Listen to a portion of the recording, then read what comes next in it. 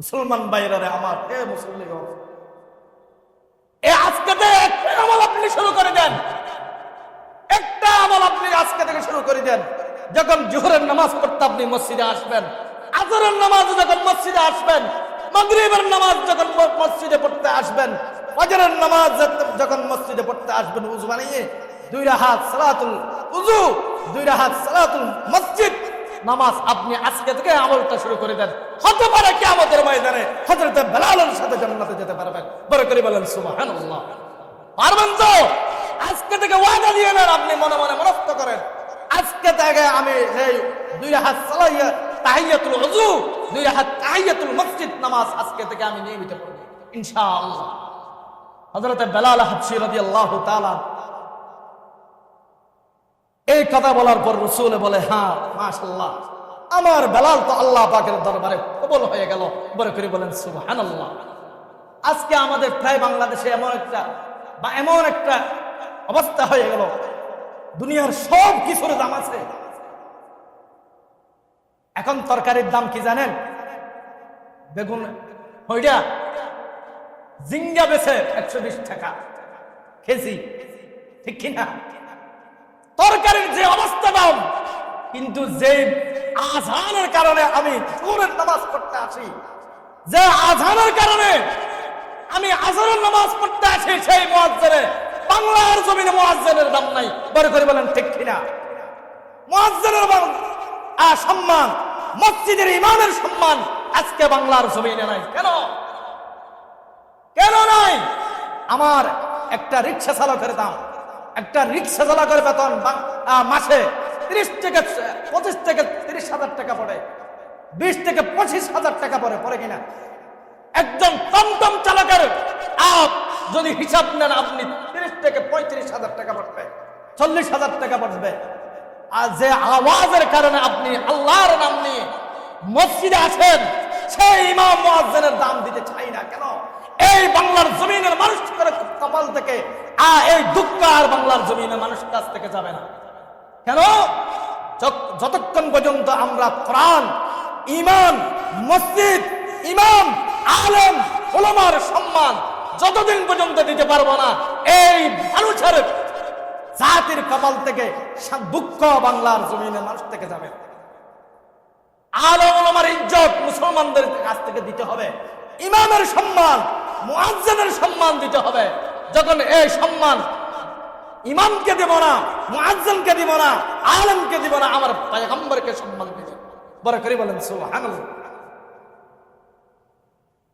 আমার আল্লাহ বলে, যে মুয়াজ্জিনে আযান দেয় সেটা মুয়াজ্জিনে দেয় না, সেটা সর্বপ্রথম আমি আল্লাহর আরশের মধ্যে বসে সর্বপ্রথম আমি আল্লাহ প্রথমে নিজে আযান দিই। বড় করে বলেন সুবহানাল্লাহ। গুফতায়ে আল্লাহ বওয়াত বলছে আজখাল কওমে আবদুল্লাহ বওয়াত। আল্লাহ বলে, না, আযান আগে আমি দিই। আমি যখন আযান দিই তখন বাইতুল মুকদ্দাসে দেয়, যখন আমি আযান দিই তখন মসজিদে বাইতুল্লাহর মধ্যে দেয়, আবার মসজিদে নববীর মধ্যে দেয়, পুরা পৃথিবীর জমিনের মধ্যে আযান দেয়। যে আযান দেওয়ার কারণে আমি মসজিদে আসি, সেই মুয়াজ্জিনের দাম আমরা দিতে চাই না। আর 3 মাসের বেতন বাকি, 4 মাসের বেতন বাকি। এই মসজিদের কথা বলতেছি না আমি। আবার মনে করিয়েন হুজুরকে ইমাম সাহেব মনে হয় মুয়াজ্জিন সাহেব কিছু বলছে, এইরকম কিছু মনে করিয়েন না। মুয়াজ্জিনের বেতন দিতে চাই না। হযরত বেলাল হাবশী রাদিয়াল্লাহু তাআলা কিয়ামতের ময়দানে হযরত বেলাল হাবশী রাদিয়াল্লাহু তাআলা হাতে একটা ঝান্ডা থাকবে, পতাকা থাকবে, যে পতাকার মধ্যে লেখা থাকবে লা ইলাহা ইল্লাল্লাহু মুহাম্মাদুর রাসূলুল্লাহ। বেলালের পাশে দেখবেন হাজার হাজার লক্ষ লক্ষ মানুষ। বলে করে বলেন সুবহানাল্লাহ। কিয়ামতের ময়দানে আমার আল্লাহ বেলালকে ডাক মারবে, বেলাল আজকে কিয়ামতের ময়দানে তোমার অনুসারীদেরকে নিয়ে চলে যাও জান্নাতে। বলে করে বলেন সুবহানাল্লাহ। জান্নাতে চলে যাও। বেলাল হাবশী রাদিয়াল্লাহু তাআলা লক্ষ লক্ষ মানুষদেরকে নিয়ে জান্নাতে চলে যাবে। লোকেরা জিজ্ঞেস করবে, কিরে ভাই, বেলালের সাথে এগুলা খেয়ে, এটা খেয়ে, এটা তো আমার ভাই, আমার মসজিদের ইমাম সাহেবকে দেখতে পাই, আমি আমার মসজিদের মুয়াজ্জিনকে দেখতে পাই। বেলাল হাবশী রাদিয়াল্লাহু তাআলা বলবে, আমার সাথে ওই লোকেরা যেতে পারবে যে এই মসজিদের ইমাম বা মুয়াজ্জিন হবে। সুবহানাল্লাহ, সুবহানাল্লাহ। হযরত বেলাল হাবশী রাদিয়াল্লাহু তাআলা যখন আর পয়গম্বর আল্লাহু আকবার যখন উহুদের ময়দানে চলে গেলেন, যুদ্ধের ময়দানে, যারা সৌদি আরবে গেছেন, মক্কা রাসূল পাকের রওজা থেকে সোজা পশ্চিমে উহুদের পাহাড়, ঠিক কিনা? হযরত বেলাল হাবশী রাদিয়াল্লাহু তাআলা আযান দিতেছেন, রাসূল পাক মসজিদে উহুদের ময়দানে চলে গেলেন, যুদ্ধের ময়দানে। বেলালকে যাওয়ার সময় বলে, বেলাল তুমি যুদ্ধে যাই অংশগ্রহণ করবে না, তুমি এই মসজিদে থাকবা, তুমি আযান দিবা, তুমি আযান দিবা, শুধু তোমার কাছে এটা, তুমি আযান দিবা, দেখিও মসজিদ ছাড়া কোথায় যাইবা না। বেলাল হাবশী রাদিয়াল্লাহু তাআলা মসজিদে আযান দিতেছেন, আশহাদু আল্লা ইলাহা, এতটুকু দিলেন, বাহিরে কে আওয়াজ দিল, মুহাম্মদ উহুদের ময়দানে শহীদ করেছে, হয়ে গেছে, আমার পয়গম্বর শহীদ হয়ে গেছে উহুদের ময়দানে। মসজিদের বাহিরে কে আওয়াজ দিল? হযরত বেলাল হাবশী রাদিয়াল্লাহু তাআলা আযান দেওয়া দিল, তারা টুপি নাই, কাপড় নাই, আল্লাহু আকবার, রুমাল নাই, চলে গেলেন উহুদের ময়দানে কান্দি কান্দি চলে গেলে, বলে, হে আল্লাহ, আমার পয়গম্বর উহুদের ময়দানে শহীদ হয়ে গেল, আমি বেলাল এখানে দুনিয়ার মধ্যে থাকি লাভ নাই।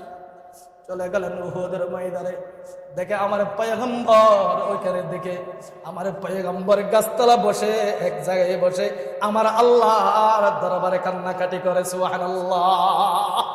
বেলাল যে বলে, ইয়া রাসূলুল্লাহ, রাসূল পাক বলে, বেলাল তুমি এখানে কেন?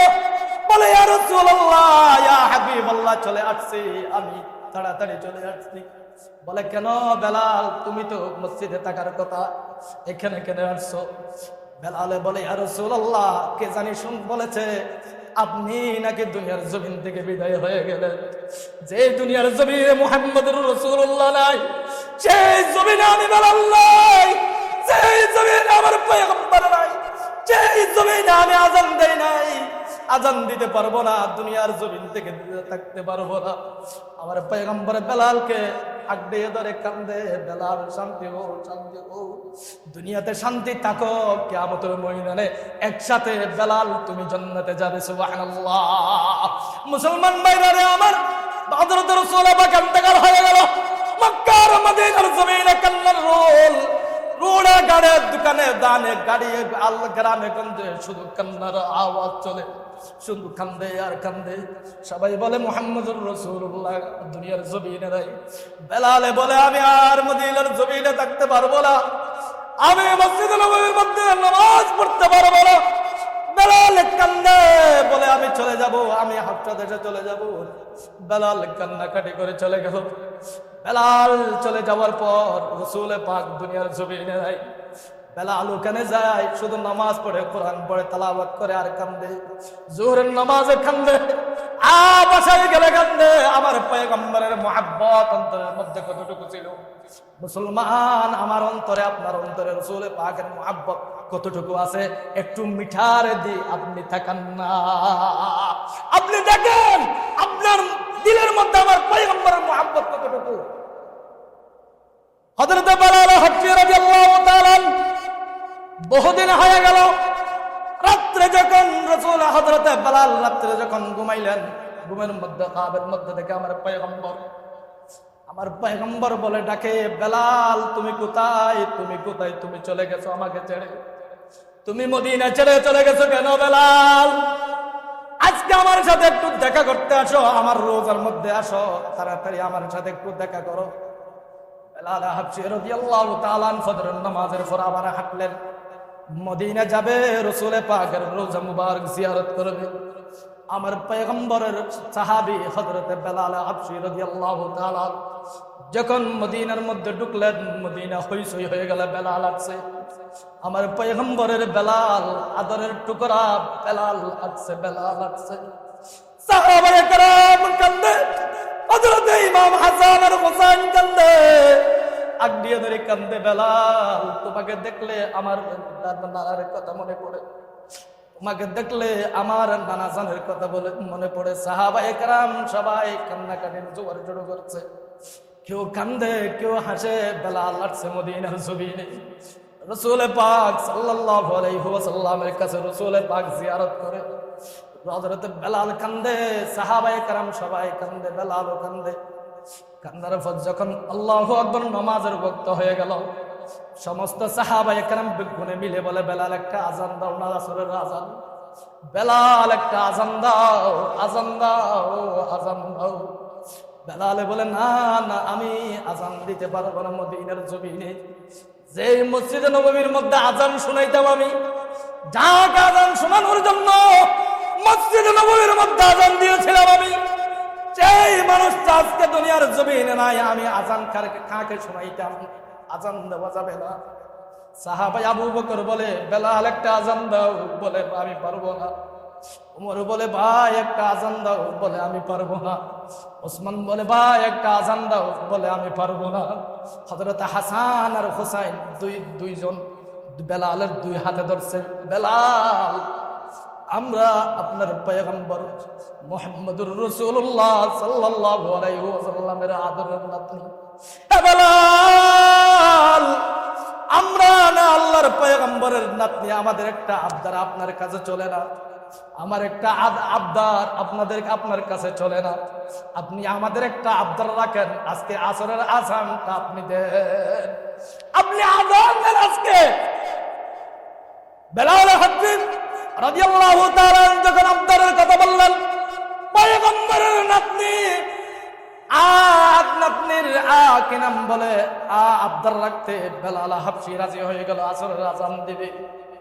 বেলাল যখন আসরের আজান দিতে মসজিদের নববীর মধ্যে দাঁড়িয়ে গেলেন, আল্লাহু আকবার, আল্লাহু আকবার, আল্লাহু আকবার। যখন আশহাদু আন্না মুহাম্মাদুর রাসূলুল্লাহ বলল, বেলাল একেবারে আজান দেওয়ার সময় দাঁড়িয়ে থাকা অবস্থায় একেবারে ডুলিয়ে দুনিয়ার জমিনে পড়ে গেলেন। সাহাবায়ে কেরামরা দৌড়ে চলে আসলেন, দেখে বেলাল দুনিয়ার জমিনের মধ্যে নাই। বেলাল দুনিয়ার জমিনের মধ্যে নাই, বেলাল ইন্তেকাল হয়ে গেলেন। বড় করে বলেন সুবহানাল্লাহ। মুসলমান, সেই রকম মুহাব্বত, বেলালের মতন মুহাব্বত আমার আপনার অন্তরে জাগতে হবে। যদি সেই রকম মুহাব্বত যদি আমার আর আপনার অন্তরে থাকে, আল্লাহর কসম কিয়ামতের ময়দানে আমার পয়গম্বরের সাথে আমরা জান্নাতে যেতে পারবো। বড় করে বলেন সুবহানাল্লাহ। আল্লাহ পাক পরওয়ারদিগার আলম আমাকে আপনাকে রাসূল পাকের আশিক হিসাবে, রাসূল পাকের মুহাব্বত হয়ে বেলালের মতন আশিক হওয়ার তৌফিক দান করুন, আমিন। ওয়া আখিরি দাওয়ানা আনিল হামদুলিল্লাহি রাব্বিল আলামিন। আসসালামু আলাইকুম ওয়া রাহমাতুল্লাহি ওয়া বারাকাতুহু।